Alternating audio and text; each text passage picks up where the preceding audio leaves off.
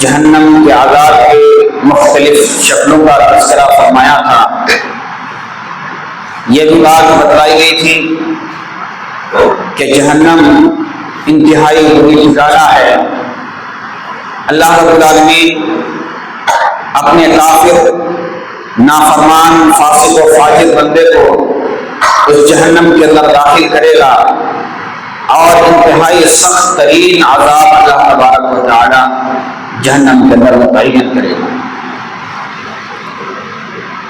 اللہ رب العالمین مختلف قسم کے عذابات سے اپنے فاسق و فاجر بندوں کو دوچار کرے گا۔ اپنے مشرک اور کافر، نافرمان، گنہگار بندوں کو اللہ رب العالمین مختلف طریقے سے عذاب دے گا، جن میں سے چند چیزوں کا جیسے صحابہ ہفتہ ذکر کیا تھا۔ آج کے جمعے کے اندر میں انشاءاللہ اس سے آگے کچھ اور چیزیں بیان کرنے کی کوشش کروں گا، اس امید کے ساتھ کہ آپ لوگ بغور قلب سنیں اور سننے کے ساتھ ساتھ اپنے دل و دماغ کے اندر جہنم کے تصور کو بٹھائیں، جہنم سے خوف کھائیں اور اس طرح سے خوف کھانے کے بعد اپنے اعمال کو درست کرنے کی کوشش کریں۔ ہمارے اعمال کتاب و سنت کے مطابق ہونی چاہیے، قرآن و سنت کے مطابق ہونی چاہیے،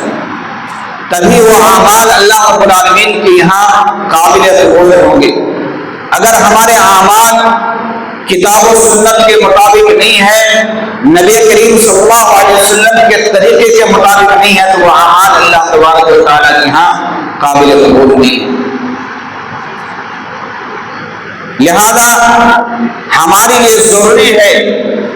کہ جہنم کے خوف کو ہم اپنے دلوں کے اندر بیٹھائیں اور پھر اپنے اعمال کو بہتر سے بہتر طریقے سے کرنے کی کوشش کریں اور اطاعت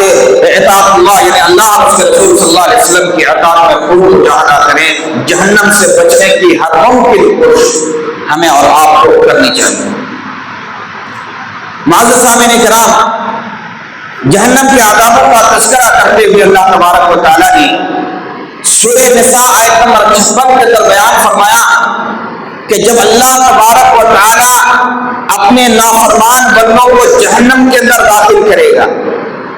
ان کے چمڑیاں جب جھلس جائیں گے، چمڑیاں جل کر راکھ ہو جائیں گے، اللہ رب العالمین نے فرمایا ہم نئی چمڑیاں انہیں پیدا فرما دیں گے، نئی چمڑیاں انہیں پہنا دیں گے۔ اللہ رب العالمین نے فرمایا کلما نضجت جلودہم بدلناہم جلودا غیرہا لیذوقوا العذاب، جب جب ان کی چمڑیاں جل جائیں گی، جہنمیوں کی چمڑیاں جل جائیں گی، پک جائیں گی، ختم ہو جائیں گی، ہم نئی چمڑیاں پہنا دیں گے لیذوقوا العذاب، تاکہ وہ عذاب کے مزہ کو چکھیں۔ کہا جاتا ہے کہ انسان کے تکلیف کا ادراک جس سے حاصل ہوتا ہے وہ چمڑیوں سے ہوتا ہے۔ اگر انسان کی چمڑیاں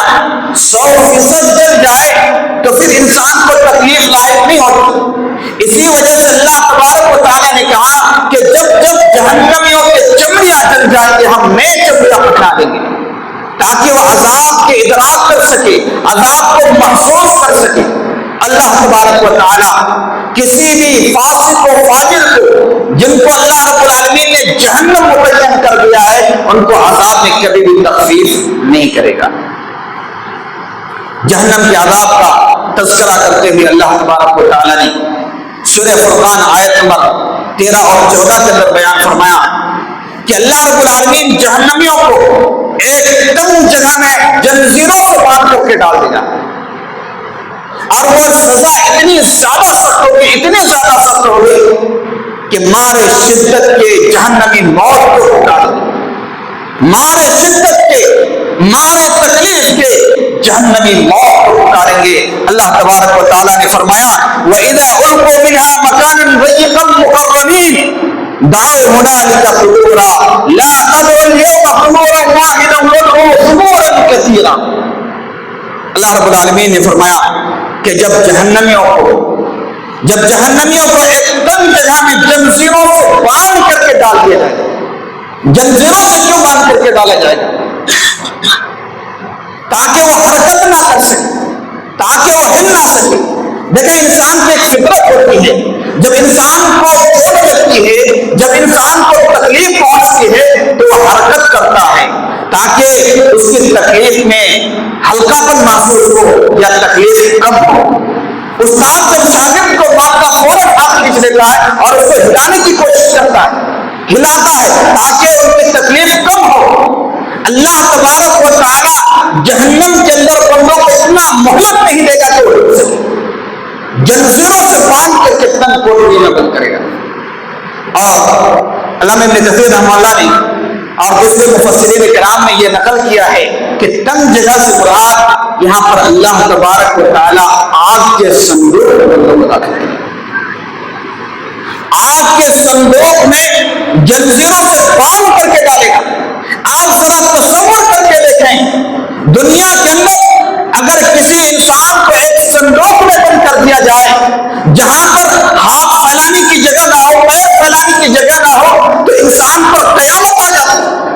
آپ یہ سوچ کر کے دیکھو کہ اس دن جہنم کے آگ میں جو جہنم کے آگ کے صندوق ہوں گے اور جنزیروں سے باندھ کر کے ڈال دیا جائے گا، کیا حال ہوگا؟ مارے شدت کے اور مارے تکلیف کے وہ جہنمی موت کو پکاریں گے، کہیں گے کہ آجا موت میرے گلے لگا دے۔ اللہ تبارک و تعالیٰ کہے گا لا تدعوا اليوم قبورا واحدا وادعوا قبورا كثيرا، آج تم ایک موت کو نہ پکارو، آج تم ہزاروں موت کو پکارو، تمہیں موت نہیں آنے والی۔ ہزاروں ہلاکتوں کو پکار لو، تمہیں موت نہیں آنے والی۔ اللہ تبارک و تعالیٰ ذرہ برابر بھی بندوں کے ساتھ رحمی کا معاملہ نہیں کرے گا جو جہنم کے اندر جن کا فیصلہ جہنم میں کر دیا گیا، ان کو سخت سے سخت ترین عذاب میں اللہ تبارک و تعالیٰ مبتلا کرے گا۔ اسی طرح سے جہنم کے اندر بہت ساری چیزیں ہوں گے، بہت سے طریقے سے عذاب دیے جائیں گے۔ کتاب و سنت کے اندر جہنم کے کئی واقعوں کا تذکرہ کیا گیا ہے، لیکن قرآن کریم کے اندر خاص طور پر بار بار جن وعید کا تذکرہ فرمایا، جن جہنم کا تذکرہ فرمایا ہے، جہنم کے جن وعدوں کا تذکرہ فرمایا ہے، وہ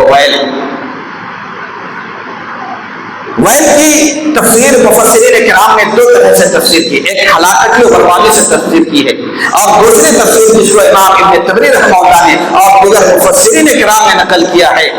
اور اس کو ترجیح دی ہے کہ ویل جو ہے یہ جہنم کے ایک وادی کا نام ہے۔ یہ کون سی وادی ہے؟ جہنم کے سب سے نچلے جو طبقے کے لوگ ہوں گے، یہ جہنم میں سب سے جو نچلا طبقہ ہوگا، جو جہنم میں سب سے نچلا طبقہ ہوگا، وہ ویل جہنم کا ہوگا، جہاں پر جہنمیوں کے خون اور پیپ کی نہریں ہوں گی، جہنمیوں سے رسنے والے خون اور پیپ وہاں پر جمع ہوں گے، اور آگ کا عذاب ہوگا۔ کن لوگوں کو داخل کیا جائے گا؟ قرآن کریم نے 4 لوگوں کے حق میں ویل جہنم کی وعید سنائی ہے۔ ایسے 4 لوگوں کو اللہ رب العالمین ویل جہنم کے اندر داخل کرے گا، ویل گھاٹی کے اندر داخل کرے گا۔ پہلے نمبر پہ ویل للمطففین، سورہ مطففین کی پہلی آیت، جو ناپ تول میں کمی کرتے ہیں، جو دنیا مارتے ہیں، جن کی نیتوں میں کھوٹ ہوتی ہے، جن کے ترازوں میں کھوٹ ہوتی ہے، جو اپنے گراہکوں کو پریشان کرتے ہیں یا گراہکوں کو ٹھگنے کی کوشش کرتے ہیں، گراہکوں کے ساتھ دھوکہ دھڑی کا معاملہ کرتے ہیں، ایسے لوگوں کے لیے اللہ تبارک و تعالی نے ویل جہنم کی وعید سنائی ہے، ویل جہنم کی وعید سنائی ہے۔ اور جہاں پر اللہ تبارک و تعالی نے ترازو کا معاملہ بیان فرمایا، صرف ترازو ہی تک محدود نہ رکھا جائے، بلکہ یہ بڑے وسیع کا مستعمل ہوا ہے۔ اگر کوئی آٹو ڈرائیور بھی اپنے کسٹمر کے ساتھ یا سواری کرنے والے لوگوں کے ساتھ اس طرح کا دھوکہ دھڑی والا معاملہ کرتا ہے، ضرورت سے زیادہ پیسے میں وصول کرتا ہے، تو یہ لوگ اس کے اندر شامل ہیں۔ دھوکہ دھڑی کی جتنی بھی شکلیں ہیں سب اس کے اندر شامل ہیں۔ آج ہمارے معاشرے کے اندر دیکھ رہے ہیں کہ لوگ بیٹیوں کو حصہ نہیں دیتے ہیں، میراث کا حصہ نہیں دیتے، اسے محروم کر دیتے ہیں، یہ لوگ اس زمرے میں شامل ہیں۔ کتنے لوگ ہیں جو اپنے بیٹیوں کو پورے حقوق جو اللہ تبارک و تعالی نے حق متعین کیا ہوتا دیتے ہیں، یہ لوگ ہیں اسی زمرے کے اندر شامل ہوں گے، اور اللہ تبارک و تعالی ایسے لوگوں کو ویل جہنم کے اندر داخل کرے گا جو جہنم کے سب سے نچلے طبقے میں ہوں گے، جو جہنم کے سب سے نچلا درجہ ہوگا، اور یہاں پر سخت سے سخت ترین اللہ تبارک و تعالی عذاب ہوگا۔ دوسرا، جو نماز میں سستی کرتے ہیں، کاہلی کرتے ہیں، جو نماز کو چھوڑ چھوڑ کر پڑھتے ہیں، ایک وقت کی نماز پڑھتے ہیں، 4 وقت کی غائب، 4 وقت کی پڑھتے ہیں، 1 وقت غائب، اس طرح سے جو سستی کے ساتھ نماز پڑھتے ہیں، ایسے لوگوں پر بھی اللہ تبارک و تعالیٰ نے وائل جہنم کی وعید سنائی۔ سورہ معون میں اللہ تعالیٰ نے فرمایا فوائل للمصلین الذین هم عن صلاتهم ساہون، ویل ہے ایسے لوگوں کو ویل میں داخل کیا جائے گا، ویل جہنم میں داخل کیا جائے گا جو نماز میں سستی کرتے ہیں، جو نماز میں کاہلی کرتے ہیں۔ ہماری یہ کتنی بڑی بدنصیبی کی بات ہے کہ دیکھیں جو اسلام شریعت اسلامیہ نے عقیدہ کے بعد سب سے پہلے جس درجے کو رکھا، جس کی اتنی بڑی اہمیت، جس کی اتنی بڑی فضیلت کہ اللہ تبارک و تعالیٰ نے حضرت محمد مصطفیٰ صلی اللہ علیہ وسلم کو میراث کرا کر کے تحفے میں نماز عطا کیا، اسی نماز کو ہم چھوڑ بیٹھے ہیں، اسی نماز سے ہم غفلت کے شکار ہیں، اسی نماز کو ہم ترک کر بیٹھے ہیں۔ نبی کریم صلی اللہ علیہ وسلم کا معاملہ تھا کہ جب بھی کوئی مصیبت پہنچتی، جب بھی کوئی آندھی اور طوفان کو دیکھتے، فوراً مسجد کی طرف رجوع کیا کرتے، فوراً اللہ کے نبی کریم صلی اللہ علیہ وسلم نماز میں مشغول ہو جاتے تھے۔ صحابہ کرام رضی اللہ عنہم اجمعین کا مسئلہ دیکھیں کہ جب بھی کوئی مصیبت ہوتی، جب بھی کوئی مشکلات پر پیش ہوتی، فوراً مسجد پکڑ لیتے تھے۔ لیکن ہمارا معاملہ اس کا برعکس ہے کہ جب بھی مصیبت پہنچتی ہے، تکلیفیں پہنچتی ہیں، ہم مسجد کو سب سے پہلے بھاگتے ہیں، سب سے پہلے ہمارا کام مسجد کو چھوڑنا ہوتا ہے۔ میرے بھائیوں، نماز کی اہمیت کو سمجھیں، نماز کو کبھی ترک نہ کریں۔ نماز میں سستی کرنے والے کو اللہ تبارک و تعالیٰ ویل جہنم کے اندر داخل کرے گا۔ اسی طریقے سے تیسری چیز، جو غیبت کرتی ہیں، چغلی کرتے ہیں، جو دوسروں کا عیب تلاش کرتے پھرتے ہیں، دوسروں کے عیوب کو دوسروں کے سامنے بیان کرنے کی کوشش کرتے ہیں، دوسروں کو بدنام کرنے کی کوشش کرتے ہیں، ایسے لوگوں کو اللہ تبارک و تعالیٰ ویل جہنم کے اندر داخل کرے گا۔ اللہ رب العالمین نے سورہ ہمزہ کے اندر بیان فرمایا وَيْلٌ لِكُلِّ هُمَزَةٍ لُمَزَةٍ، اور غیبت کس کو کہا جاتا ہے؟ نبی کریم صلی اللہ علیہ وسلم نے بڑے سادے سے الفاظ میں بیان فرمایا ذکر اخاک بما یکرہ، تو اپنے بھائی کی حیثیت بیان کرو، ایسے عیوب کو بیان کرو، ایسی چیز کو بیان کرو جسے آپ کا بھائی ناپسند کرتے ہیں۔ آپ کسی دوسرے کے سامنے اپنے بھائی کے ایسی چیز کا ذکر کرتے ہیں جسے آپ کا بھائی ناپسند کرتا ہے، وہی ہے، وہی غیبت ہے، اسی چیز کو غیبت کہا جاتا ہے۔ اور ایسے لوگوں کو اللہ تبارک و تعالیٰ ویل جہنم کی وعید سنائی ہے کہ ایسے لوگوں کو ویل جہنم کے اندر داخل کیا جائے گا۔ اسی طریقے سے چوتھی چیز، جو لوگ اپنے ہاتھوں سے کچھ ایسی چیزیں لکھتے ہیں اور لکھ کر کے صرف اللہ رب العالمین کی طرف منسوب کرتے ہیں، جیسا کہ اللہ رب العالمین نے سورہ بقرہ آیت نمبر 79 کے اندر بیان فرمایا فَوَيْلٌ لِّلَّذِينَ يَكْتُمُونَ الْكِتَابَ بِأَيْدِيهِمْ ثُمَّ يَقُولُونَ هَٰذَا مِنْ عِندِ اللَّهِ، جیسا اہل کتاب کیا کرتے تھے کہ وہ اپنے ہاتھوں سے کتاب لکھتے اور یہ کہتے ہَٰذَا مِنْ عِندِ اللَّهِ، یہ اللہ رب العالمین کی جانب سے۔ یہ بہت بڑا جرم ہے، یہ بہت بڑا خطرناک جرم ہے، اور ایسے جرم کرنے والوں کو اللہ تبارک و تعالیٰ ویل جہنم کی سزا سنائے۔ آج ہمارے معاشرے کے اندر دیکھیں، بڑے بڑے علماء کرام کو دیکھیں، خود یہ تصور کرنے پر مجبور ہوتے ہیں کہ یہ صحیح حدیث ہے، یہ بخاری مسلم کی حدیث ہے، یہ صحیح سند کے ساتھ مروی ہے، لیکن پھر بھی یہ کہہ دیتے ہیں، بڑی جرأت مندی کے ساتھ یہ کہہ دیتے ہیں کہ چونکہ ہمارے امام نے نہیں کیا، چونکہ ہمارے امام نے اس پر عمل نہیں کیا، چونکہ ہمارے امام کا یہ فتویٰ نہیں ہے، ہم اس پر عمل نہیں کریں گے۔ بڑی دردمندانہ کے ساتھ، بڑی جرأت کے ساتھ، بڑی بہادری کے ساتھ یہ کہہ دیتے ہیں کہ ہم اس پر عمل نہیں کریں۔ صحیح حدیث ہے، وہ خود بھی مانتے یہی صحیح مسئلہ ہے، لیکن چونکہ ہمارے امام نے نہیں کہ ہم نہیں کریں۔ یہ بڑی بہادری کی بات ہے۔ یہ جو لوگ اس طرح کے معاملات اختیار کرتے ہیں، ایسے لوگوں کے لیے اللہ تبارک و تعالیٰ نے جہنم کے اندر خطرناک طریقے سے عذاب تیار کر رکھا ہے۔ ایسے لوگوں کو ڈرنا چاہیے اور ایسے لوگوں کو توبہ استغفار کرتے رہنا چاہیے۔ میرے بھائی، اسی طریقے سے جہنم کے اندر صرف آگ کے ہی عذاب نہیں ہوگی، بلکہ ٹھنڈک کا بھی عذاب ہوگا۔ جس طرح سے آگ انسان کے لیے ناقابل برداشت ہوتی ہے، اسی طریقے سے ٹھنڈک بھی انسان کے لیے ناقابل برداشت ہوا کرتی ہے۔ آپ برف کے ٹکڑے کو ہاتھ میں لے کر کے دیکھیں، آپ تڑپ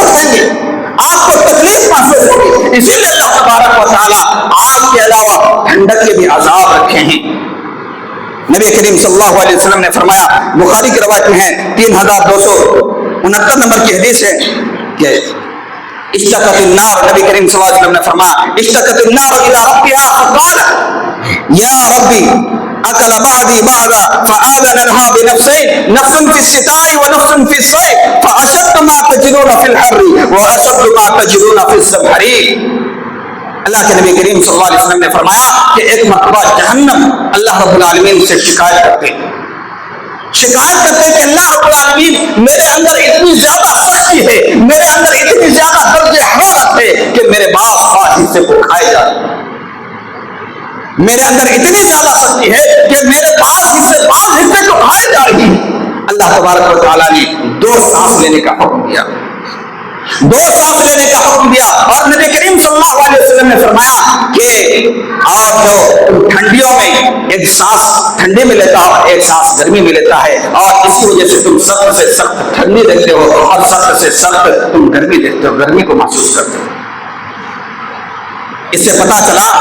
کہ جہنم کے اندر دونوں طرح کے عذاب ہوں گے، آگ کے بھی عذاب ہوں گے، ٹھنڈک کے بھی عذاب ہوں گے، جس کو قرآن نے زمہریر کے نام سے یاد کیا ہے۔ نبی کریم صلی اللہ علیہ وسلم نے اس حدیث مبارکہ کے اندر اس کو زمہریر کہا ہے۔ اسی طریقے سے جہنم کے اندر اس کے علاوہ سانپ اور بچھو کے عذاب ہوں گے۔ جہنم کے اندر جو سانپ ہوں گے ایک اونٹ کے برابر ہوگا، اور ایک بچھو جو ہوں گے وہ ایک کھچر کے برابر ہوگا، جیسا کہ نبی کریم صلی اللہ علیہ وسلم نے فرمایا ان فی النار حیات کامثال اعناق البقر تلسع احد احدهن لسعا فیجد حموتها 40 خریفا وان فی النار عقابها كالبغال كالموفقة تلسع احدهن فيجد حموتها 40 سنة۔ یہ مسند احمد کی روایت میں ہے، حدیث نمبر 1712 نمبر کی حدیث ہے۔ نبی کریم صلی اللہ علیہ وسلم نے فرمایا کہ ایک جہنم کے اندر ایک سانپ ایک بہتے اونٹ کے برابر ہوگا، ایک اونٹ کے برابر ہوگا، اور وہ جو کسی ایک جہنمی کو ڈسے گا تو اس کے زہر 40 سال تک محسوس کرے گا۔ اسی طریقے سے ان کے جو بچھو ہوں گے، جہنم میں بچھو جو ہوں گے، وہ بچھو ایک مرتبہ اگر کسی کو ڈس دے،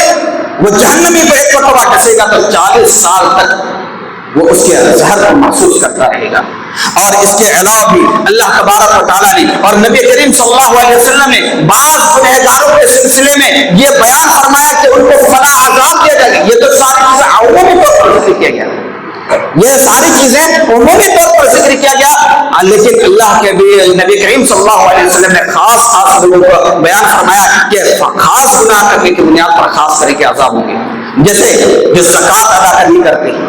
جو زکوٰۃ ادا نہیں کرتے ان کو گنج صاف کی شکل میں ان کو عذاب کیا جائے گا، جیسے کہ بخاری کی روایت میں ہے، حدیث نمبر 1143 نمبر کی حدیث ہے۔ نبی کریم صلی اللہ علیہ وسلم نے فرمایا من اتاہ اللہ مالا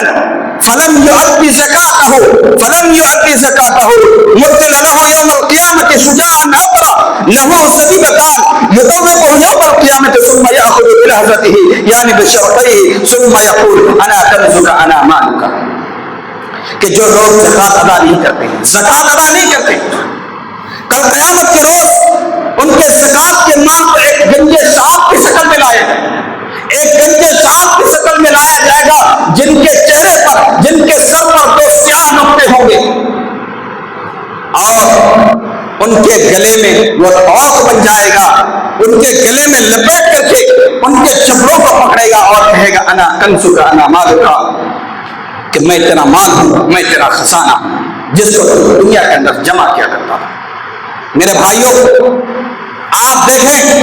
کہ کتنے لوگ ہمارے معاشرے کے اندر زکوٰۃ صحیح طور پر دیانتداری کے ساتھ ادا کرتے ہیں۔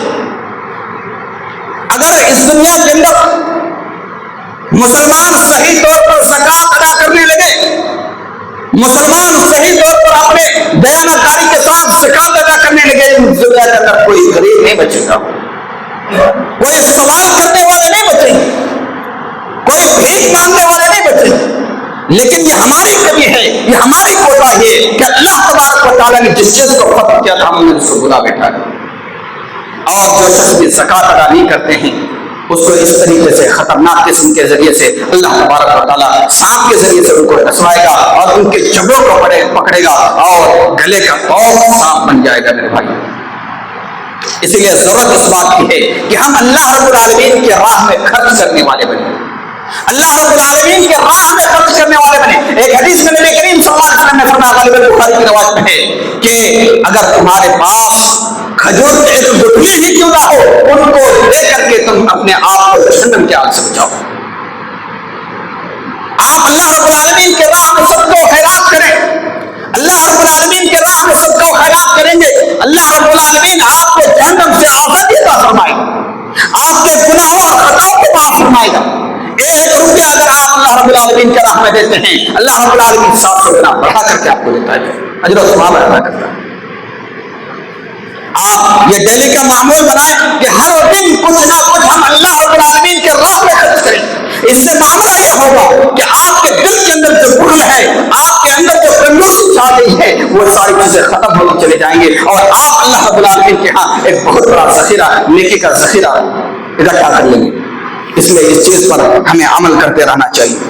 اسی طریقے سے جو شخص بھی قرآن یاد کر کے بھلا بیٹھتے ہیں یا نماز، عشاء کی نماز ادا نہیں کرتے، ان کے سلسلے میں اللہ کے نبی کریم صلی اللہ علیہ وسلم نے فرمایا، حضرت سمرہ بن جندب رضی اللہ تعالیٰ عنہ کی حدیث ہے، لمبی حدیث ہے، کہ آپ صلی اللہ علیہ وسلم کو جب خواب دکھایا گیا، اور ہم اور آپ یہ بات جانتے ہیں کہ آپ صلی اللہ علیہ وسلم یا جو انبیاء کرام خواب دیکھتے ہیں وہ وحی الہی ہوتی ہے، وہ وحی الہی ہوتی ہے. نبی کریم صلی اللہ علیہ وسلم خواب دیکھتے ہیں، حضرت جبریل علیہ السلام نبی کریم صلی اللہ علیہ وسلم کو بتلاتے ہیں کہ آپ نے جن لوگوں کو دیکھا کہ سر یعنی پتھر کے ذریعے سے جن کے سروں کو کچلا جا رہا تھا، یہ وہ لوگ تھے جو قرآن یاد کرنے کے بعد قرآن کو بھلا دیتے تھے اور عشاء کی نماز پڑھے بغیر سو جایا کرتے تھے. دوسری حدیثوں کے اندر تشریح موجود ہے، نبی کریم صلی اللہ علیہ وسلم نے فرمایا کہ ایک فرشتہ نگہبان مقرر ہے، ایک فرشتہ مقرر پتھر لیے ہوئے ہے اور ان کے سر کو کچل رہا ہے اور سر کے اوپر وہ پتھر مار رہا ہے اور پتھر رہ کر کے دور چلا جاتا ہے اور اس کو جب اسے فرشتے لے کر کے آتے ہیں، لانے جاتے ہیں، پھر دوبارہ آ کر کے دیکھتے ہیں تو پھر دوبارہ سر اسی طریقے سے جیسے پہلے تھا درست ہو جاتے ہیں، پھر ان کو مارا جاتا ہے، اسی طریقے سے ان پر عذاب مسلط کیے جاتے ہیں. اسی طریقے سے جو جھوٹی خبروں کو پھیلاتے ہیں، جو جھوٹی خبروں کو پھیلاتے ہیں، تو ان کے سلسلے میں نبی کریم صلی اللہ علیہ وسلم نے فرمایا کہ ان کو آگ، ان کے جبڑے اور ان کے نتنے اور ان کے آنکھ اور ان کے گدیوں پر لوہے کے چھریوں کے ذریعے سے ان کو کاٹا جا رہا تھا. نبی کریم صلی اللہ علیہ وسلم نے یہ بھی خواب میں دیکھا. یہ سمرہ بن جندب رضی اللہ تعالیٰ عنہ کی حدیث ہے. اور اسی طریقے سے جو سود خور ہوتے ہیں، سودی کاروبار کرتے ہیں، سودی لین دین کرتے ہیں، اس کے سلسلے میں نبی کریم صلی اللہ علیہ وسلم نے فرمایا کہ ایسے لوگوں کو اللہ رب العالمین نے یہ سزا متعین کیا ہے کہ ان کو پتھر کھانے کے لیے دیا جاتا ہے اور خون کی ندیوں کے ڈبکے اور غوطہ کھانے کا حکم دیا جاتا ہے. اتنے خطرناک قسم کے عذاب جس کو سن کر انسان کے رونگٹے کھڑے ہو جاتے ہیں کہ اگر ہم ان باتوں کو سن کر، ان احادیث کو اور ان قرآن کریم کی آیتوں کو سن کر اور جہنم کے تذکروں کو سن کر کے اگر اب بھی ہم اپنے اعمال سے، اگر ہم اب بھی اپنے گناہوں سے توبہ نہ کریں تو ہمارے لیے بڑے افسوس کی بات ہے میرے بھائی. اسی طریقے سے جو امر بالمعروف والنہی عن المنکر کا فریضہ تو انجام دیتے ہیں، نیکیوں کا حکم تو دیتے ہیں، لیکن خود عمل نہیں کرتے، اس سے کے سلسلے میں نبی کریم صلی اللہ علیہ وسلم نے فرمایا کہ ایسے لوگوں کو اللہ تبارک و تعالیٰ جہنم کے اندر داخل کرے گا اور جیسے جہنم کے اندر جائے گا کہ ان کے سارے پیٹ کے جتنے ساز و سامان ہے، ساری اتڑیاں باہر نکل جائیں گی اور وہ اتڑیوں کو لے کر کے وہ ایسے گھومے گا جیسے کہ گدھے پولو کے ارد گرد گھومتا ہے. سارے جہنمی جمع ہو جائیں گے، سارے جہنمی جمع ہو جائیں گے اور کہیں گے کہ اے فلاں شخص تمہیں کیا ہو گیا، تمہیں کس جرم کے پاداش میں تمہیں جہنم کے اندر داخل کیا گیا؟ کیا تم وہ شخص نہیں تھے جو دنیا کے اندر نیکیوں کا حکم دیا کرتے تھے، بھلائیوں کا حکم دیا کرتے تھے؟ وہ کہے گا ہم تو حکم تو دیا کرتے تھے لیکن خود عمل نہیں کرتے تھے،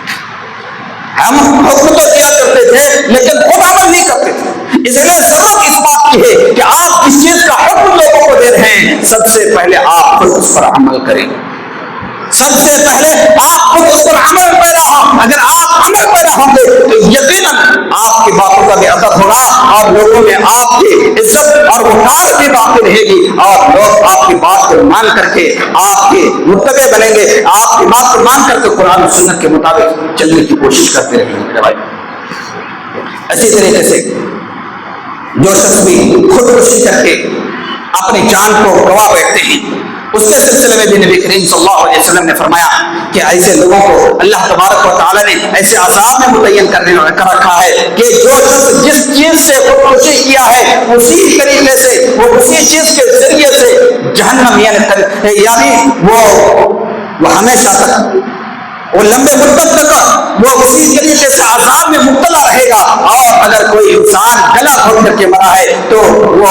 لمبے مدت تک وہ گلا گھونٹتا رہے گا اور اسی طرح سے ان کو عذاب میں متعین کیا جائے گا. لہذا کہنے کا مطلب یہ ہے کہ ہم اپنے اعمال کو درست کریں, اپنے اعمال کو درست کریں. جہنم کے خطرناکیوں کو ہم اپنے دل و دماغ کے اندر بیٹھائیں اور بیٹھا کر کے اعمال کو درست کرنے کی کوشش کریں. یہ ہمارے لیے اولین ذمہ داری. آپ یہ بات یاد رکھیں کہ صحابہ کرام رضی اللہ تعالیٰ عنہم اجمعین جب کسی جہنم کے خطرناکیوں کے بارے میں سنتے تھے ان کی روحیں کانپ جایا کرتی تھی, ان کی روحیں کانپ جایا کرتی تھی, بدن پر کپکپیاں طاری ہو جاتی تھی. جہنم کی آیات پر جب پہنچتے تھے زاروں قطار رونا شروع کر دیتے تھے. ضرورت اس بات کی ہے کہ ہم جہنم کے تصور کو اپنے دل و دماغ کے اندر بیٹھائیں اور اس کو یاد رکھیں. اللہ تبارک و تعالیٰ کی عبادت کریں, اپنے عقیدے کی درستی کریں, اپنے عقیدے کو سدھاریں. کیونکہ اگر آپ کا عقیدہ درست ہے, اگر آپ کا عقیدہ درست ہے تو آپ کے اعمال صحیح ہوں گے. آپ کے عقیدہ درست ہوں گے تو آپ کے اعمال بھی درست ہوں گے. لیکن آپ کا عقیدہ اگر درست نہیں ہے تو آپ کے اعمال بھی درست نہیں ہے. اسی طریقے سے ہمیں جہنم سے بچنے کے لیے اللہ رب العالمین سے دعائیں کرنی چاہیے. اللہ رب العالمین سے دعائیں کرنی چاہیے. جب بھی ہمارا ہاتھ اٹھے جہنم سے عذاب, جہنم کے عذاب سے پناہ طلب کرتے ہوئے اٹھنا چاہیے. ہر دعا کے اندر آپ اللہ رب العالمین سے جہنم سے پناہ طلب کرنے کی دعائیں کریں. نبی کریم صلی اللہ علیہ وسلم کے صحیح حدیث میں ہے کہ اگر کوئی انسان 3 مرتبہ جہنم سے پناہ طلب کرتا ہے تو جہنم خود بھی اللہ تبارک و تعالیٰ سے درخواست کرتی ہے کہ اللہ رب العالمین کو ہم سے اس چیز کو محفوظ فرما لے, اس شخص کو محفوظ فرما لے, تو ہمارے اندر اس شخص کو داخل نہ کرنا. اور اسی طریقے سے اگر کوئی 3 مرتبہ جنت کا سوال کرتا ہے تو جنت خود اللہ تبارک و تعالیٰ سے یہ کہتا ہے کہ اللہ رب العالمین اس شخص کو ہمارے اندر داخل فرما لے. اور خصوصی طور پر جب نماز پڑھتے ہیں, اتحیات پڑھتے ہیں, آخری تشہد کی جو دعا ہے اس کو ضرور ہم اہتمام کیا کریں. اللہم انا نعوذ بک من عذاب جہنم واعوذ بک من عذاب القبر. یہ دونوں الفاظ پڑھیں, عذاب جہنم سے اور عذاب قبر سے پناہ طلب کرنے کی باتیں موجود حدیثوں کے اندر موجود ہے. لہذا آپ جہنم سے عذاب بھی طلب کریں اور قبر کے عذاب سے بھی پناہ طلب کریں. دنیا اور آخرت کے فتنوں سے بھی آپ پناہ طلب کریں. یہ بڑی بہترین دعائیں ہیں, آپ کو یہ دعا ہمیشہ کرتے رہنا چاہیے. لہذا انہی چند کلمات کے ساتھ میں آخر میں اللہ رب العالمین سے دعا کرتا ہوں, اللہ رب العالمین ہم تمام مسلمانوں کو کہنے سننے سے سارا عمل کرنے کی توفیق